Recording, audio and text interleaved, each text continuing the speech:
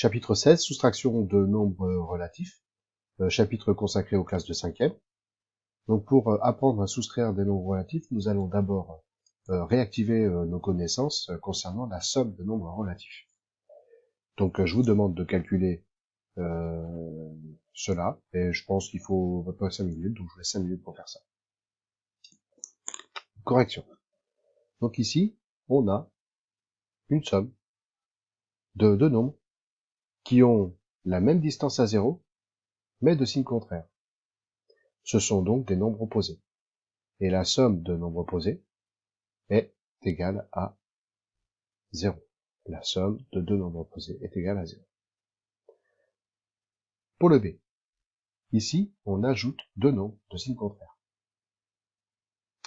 On a appris que le signe du résultat va dépendre du nombre qui a la plus grande distance à 0. Ici, la plus grande distance à 0, c'est 13. Son signe est négatif, donc le résultat sera négatif. Et ensuite, je soustrais la plus grande distance à 0 à la plus petite. 13 moins 8 égale 5. Là, c'est la même chose. J'ai une somme de deux nombres de signes contraires. Le signe va dépendre du nombre qui a la plus grande distance à 0. Ici, c'est 12. Quel est son signe? Moins. Le résultat sera donc négatif. Et ensuite, je soustrais la plus grande distance à 0 à la plus petite. 14 moins 12, 2. Pour le D, encore une fois, j'ai une somme de deux nombres de signes contraires. Le signe du résultat va dépendre du nombre qui a la plus grande distance à 0. Ici, c'est 12. Le résultat sera donc positif. Inutile de mettre plus, car si je vous dis 5, implicitement, 5 est un nombre positif.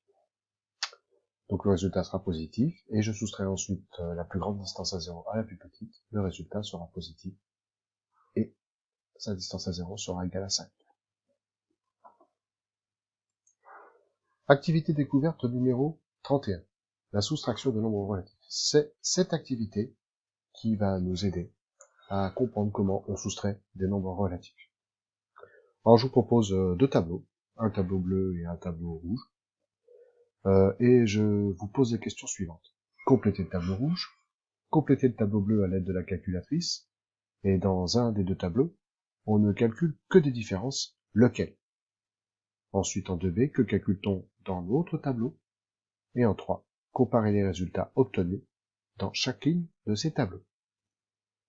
Une petite dizaine de minutes devrait suffire. Correction. Donc on va compléter d'abord le tableau rouge. Donc là, il s'agit de sommes, et on sait très bien le faire. 9 plus le nombre moins 6. Le résultat sera positif, et on soustrait la plus grande distance à la plus petite.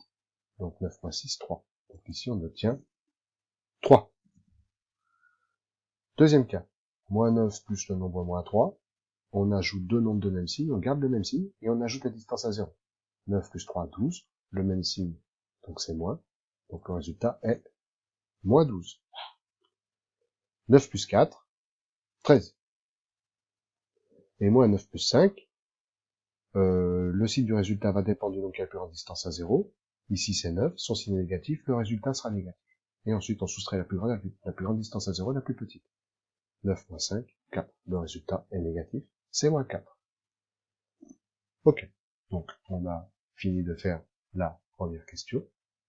Maintenant, on souhaite répondre à la question numéro 2. Complétez le tableau bleu à l'aide de la calculatrice. Alors, je présente la calculatrice, et je réalise ce qui est demandé. 9 moins 6 égale 3, donc je remplis 3. 3. Moins 9 moins 3, donc moins 9 moins 3, j'obtiens moins 12.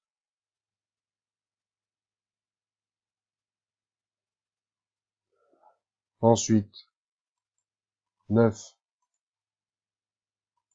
moins le nombre moins 4, j'obtiens 13.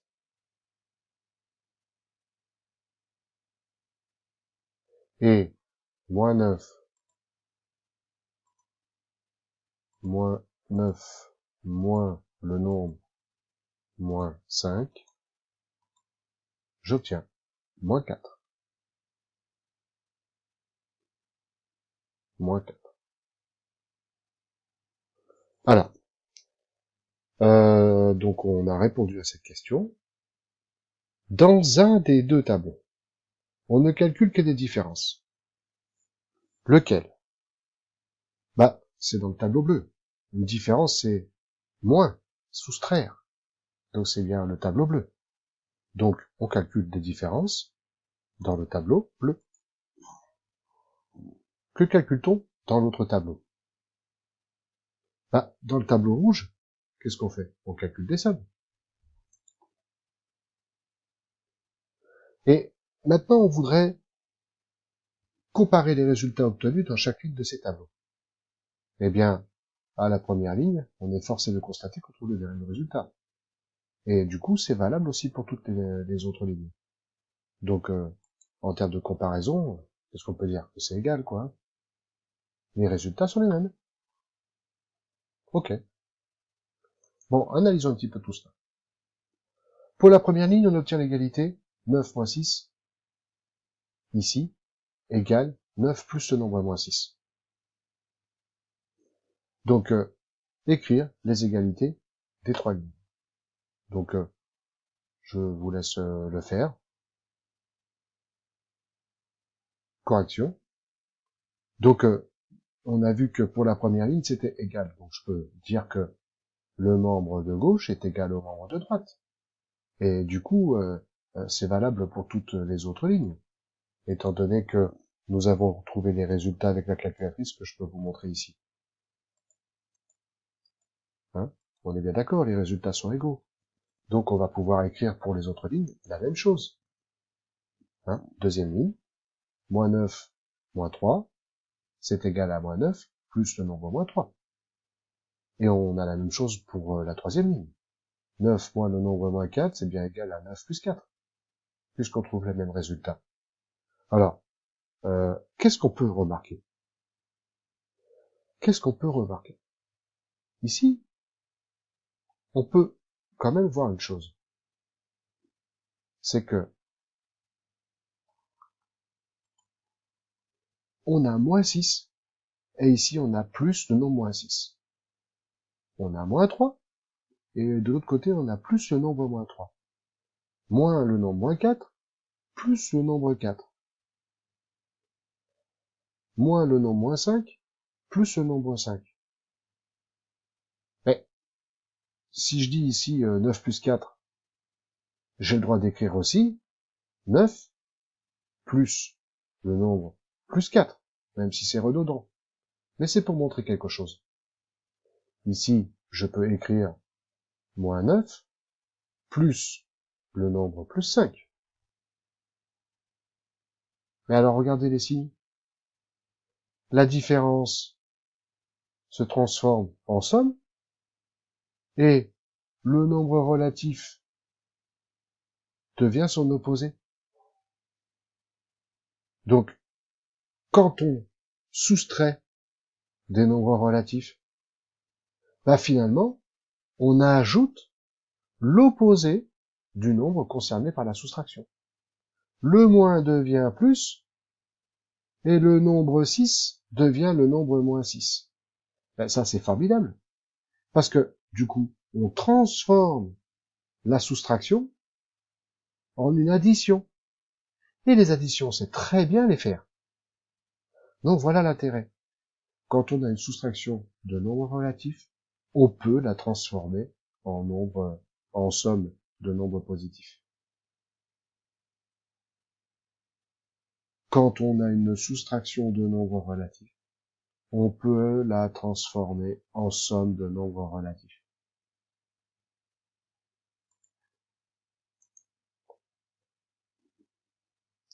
Cinq, sans calculatrice, calculer moins 7 moins le nombre moins 4. En fonction de ce que nous avons découvert, tentez de faire l'exercice numéro 5. Correction. Donc, qu'est-ce qu'on a vu? On a vu que donc je l'aurais écrit, moins 7 moins le nombre moins 4, que quand on a une différence de nombres relatifs, on peut la transformer en somme. Donc là, le signe moins se transforme en signe plus. Donc on peut transformer la différence en somme, et le nombre qui est concerné par l'opération, on va chercher son opposé. Bah ici, quel est l'opposé de moins 4? Bah c'est 4. Et voilà, ici on a une somme, et les sommes on sait très bien les faire. Le résultat ici sera, le signe du résultat va dépendre du nombre qui a la plus grande distance à 0, ici c'est 7, quel est son signe? C'est moins. Et ensuite, je soustrais la plus grande distance à 0 à la plus petite, 7.4, 3, égale moins 3. Je n'ai pas utilisé la calculatrice. J'ai simplement transformé cette différence en somme, et je suis allé chercher le nombre opposé à celui qui est concerné par la soustraction.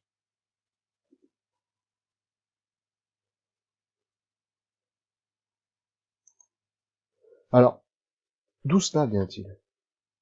Donc là, je vous propose de voir cette chose-là. Le sens des soustractions de nombres relatifs.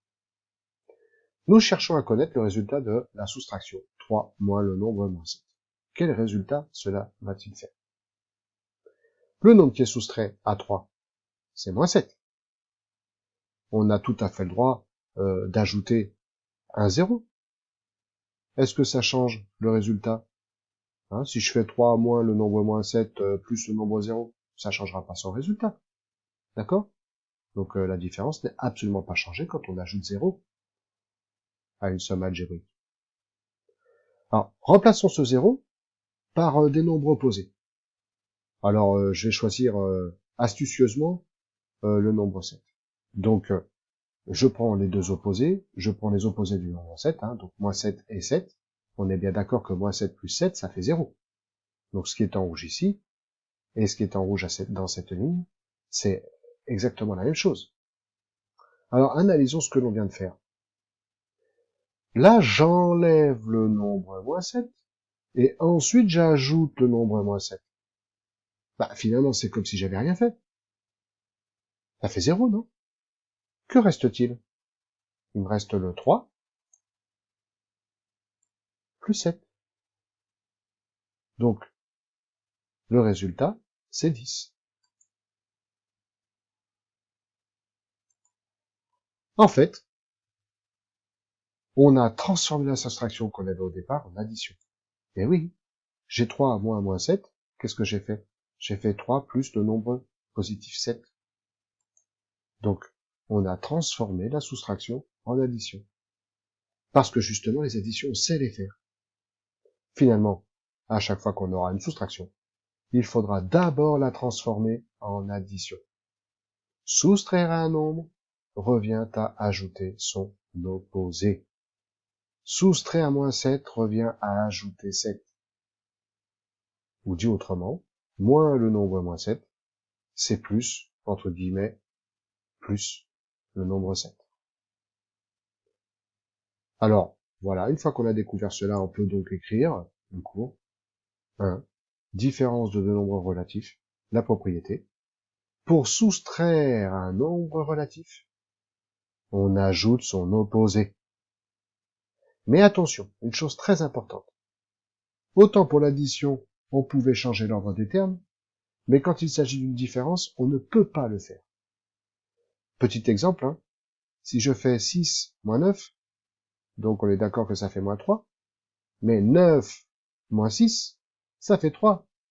J'obtiens pas le même résultat, donc on ne peut pas le faire. Exemple de la propriété, si je vous propose moins 8 moins le nombre moins 3, donc on va ajouter l'opposé de moins 3. Donc b est égal à moins 8. L'opposé de moins 3, c'est 3. Je transforme la différence en somme, et je prends l'opposé du nombre de départ. L'opposé de moins 3, c'est 3. Et moins 8 plus 3, moins 5. Propriété. Une autre propriété. C'est une distance. la notion de distance.